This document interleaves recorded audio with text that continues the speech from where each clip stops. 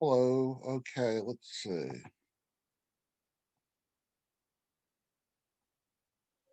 Since I had mentioned this to Jane, it's called A Most Honorable Warrior's Death. So many poetry people I know have said poetry has saved their lives.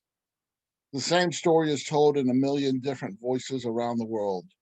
Poets are warriors, poets are fighters, poets are Olympic pugilists. Our enemies, our nemesis, our sparring partners are simultaneously our mirrors and our pasts. Our present tense existences are fleeting moments in which we contemplate lives, decisions, relationships, families.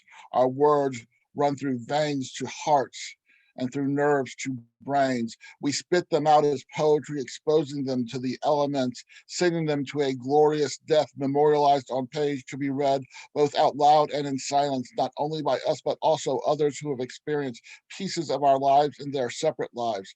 Our epitaphs become their epitaphs. Our poetry is a graveyard that transforms death into life.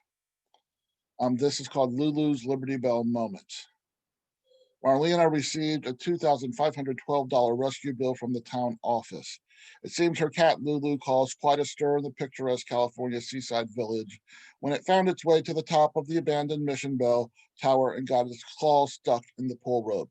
It isn't illegal to let your cat outside, but it should be. It was a mystery how Lulu, who looked like a leopard human hybrid midget with a beer belly due to a penchant for shortbread, cookies, and pizza, found her way over 5 miles from home after exiting through a kitty door in the kitchen to the abandoned Spanish mission, then traversed a spiral stonecraft staircase inside the fort style turret where the bell resided.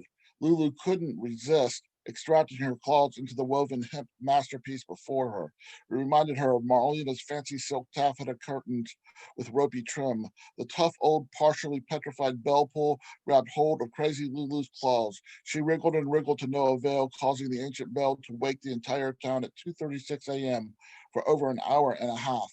The sheriff's office sent out a couple of men who climbed the crazy long spiral stairs expecting to find partying teens, but instead discovered the weird looking cat that looked as if it partook in plenty of human junk food. And due to the precarious nature of the hemp, of the petrification of the hemp rope, a fire truck had to be called. The EMTs had to climb the stairs to assess the situation, then go back down for a sawzall and climb back up. Lulu hadn't stopped wriggling the whole time, so the bell's noise echoed throughout the entire turret. Of course, the story dominated the local news cycle for over a week. Marlena was interviewed on both Good Morning America and NPR, declared that Lulu was now an indoor cat and replaced the kitchen door with a door without a kitty escape hatch. A local lumber center gave her a free door with a stained glass panel depicting the Mission Bell Tower, made by the store manager's wife. And despite that, in the town's everyone in town's slumber had been interrupted for over an hour and a half. A subsequent proposed ordinance outlawing cats outdoors unsupervised or off leash was defeated by an enormous margin. Thank you, everyone, for putting up with me.